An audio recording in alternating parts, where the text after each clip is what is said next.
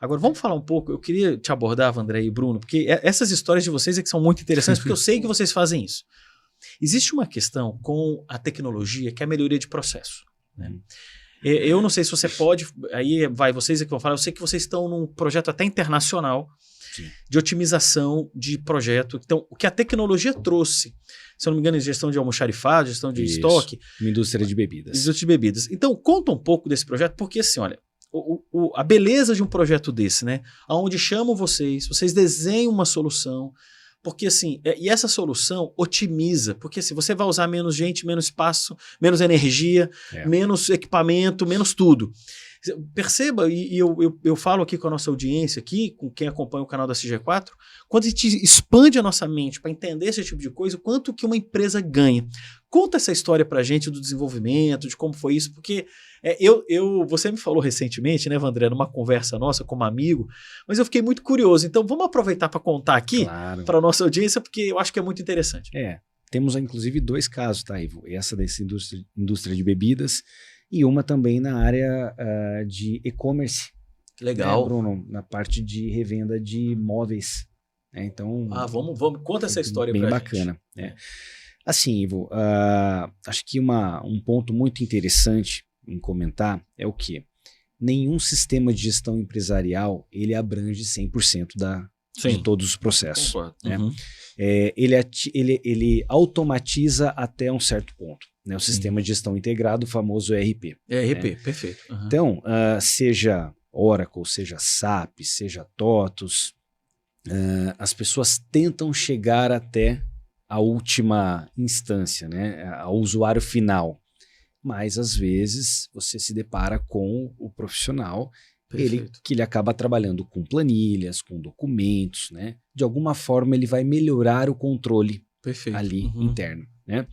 E a Vercan, justamente, atua com esse usuário, né? Às vezes, o que o sistema de gestão não consegue entregar até essa ponta, a Vercan consegue ir lá, avaliar, e isso acaba se tornando um projeto.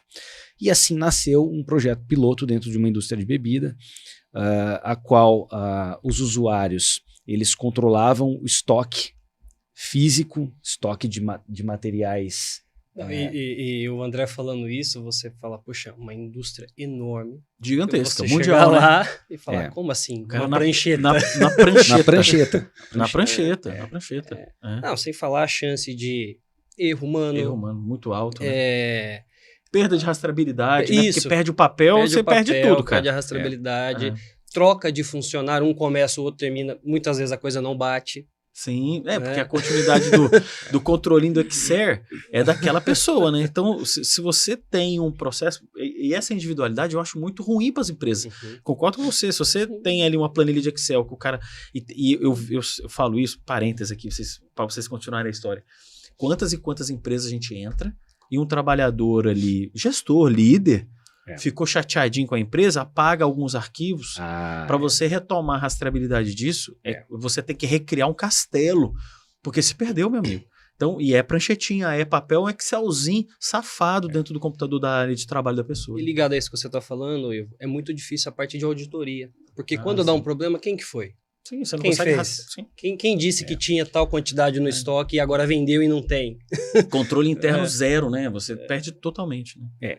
Ou se tem o controle, ele vai ser muito oneroso. Sim, vai custar caro. Vai custar caro. Espaço físico, papel, né? Gestão de tudo isso. Então, essa solução, enfim, as pessoas andando pelo estoque, apontando isso, né? A gente extraía eles extraíam informações do RP, apontava isso em papel e depois ia lá e fazer conferência e imputava essa informação novamente, né, no sistema. Fomos convidados a participar desse projeto e assim, foi uma coisa muito legal porque, de certa forma, foi uma solução construída a 4 mãos. Certo, Sim, Bruno?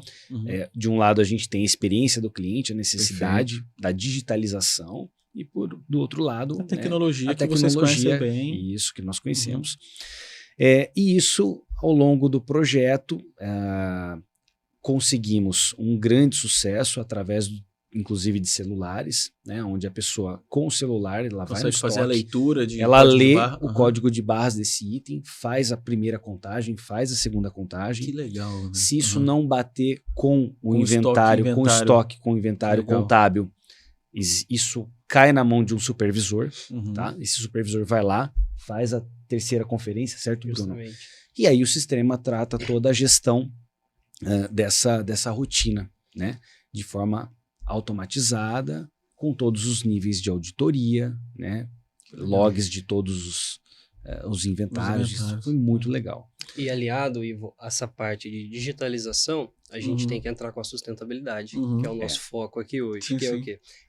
O André citou a questão de uso de celular, né? Uma das etapas do inventário é você fotografar um produto para facilitar o reconhecimento dele nos demais inventários. Só que se eu pegar qualquer celular hoje, Ivo, o foco de um celular, ele se vende muito pela resolução de imagem, Isso, né? né? Então, qualquer foto que eu tiro, ela é sempre muito maior do que eu preciso. Mesmo que eu jogue no mínimo, No mínimo. A quantidade de pixels é gigantesca. é gigantesca. Né? Então, um dos trabalhos que a gente fala de redução de recursos eu não preciso armazenar uma foto de tantos De megabytes. 10 megapixels. Então, uma das etapas 10 megabytes, né? Gigante. do sistema posso até tirar uma foto de 10 megabytes, mas eu vou tratar essa imagem para ficar de um tamanho adequado, Sim, né? Porque para 5K.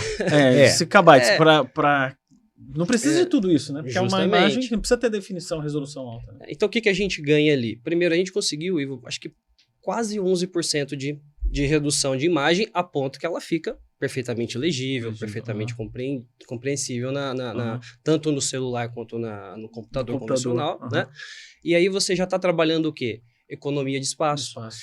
Quando o profissional vai lá e faz a leitura do código de barra de um produto, até a velocidade para aquela foto poder carregar na tela. Então, você está trabalhando ali tráfego de rede.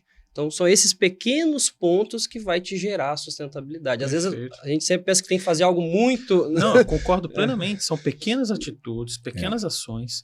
E isso eu falo bastante. A sustentabilidade não são os grandes movimentos empresariais do planeta. Não, eu acho assim, claro que isso também é importante, né? Você tem um projeto gigantesco numa floresta específica. Maravilhoso.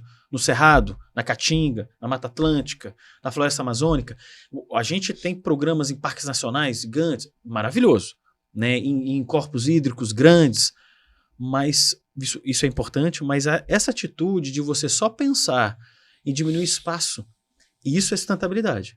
Isso está aí dentro da sustentabilidade, porque a gestão de espaço hoje, porque imagina, pessoal, imagina daqui a 100 anos, a quantidade de informação que vai ser armazenada dentro de sistemas pelo mundo. Imagina, coloca 100 anos para frente. Se a gente não começar a otimizar agora, é assim, eu tenho, por exemplo, um HD lá, eu tenho um HDzinho de foto da minha família que tem 5 tera de foto. E isso tá físico, e eu fui pro físico porque hoje é caro manter numa nuvem, agora eu estou fazendo orçamento. Mas imagina que uma pessoa só tem 5 tera. Imagina a população inteira, se gosta de fotografia, vai ficar jogando. Não vai ter lugar para colocar. E assim, até, se eu não me engano, o Google armazena isso num ambiente físico.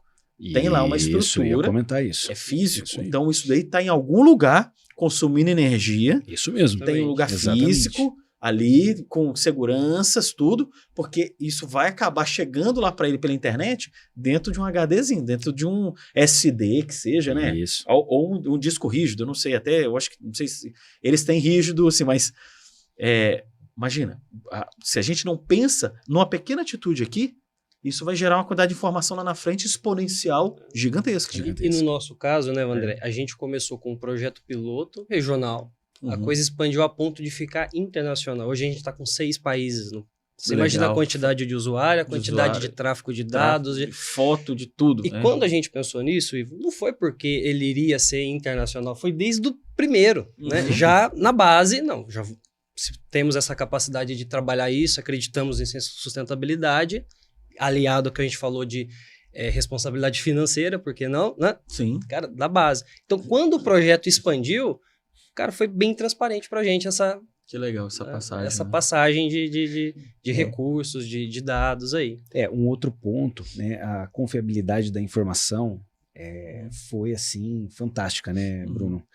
E pessoas, né? A redução do número de pessoas no ambiente, essas pessoas foram alocadas para outras áreas, né? Sim.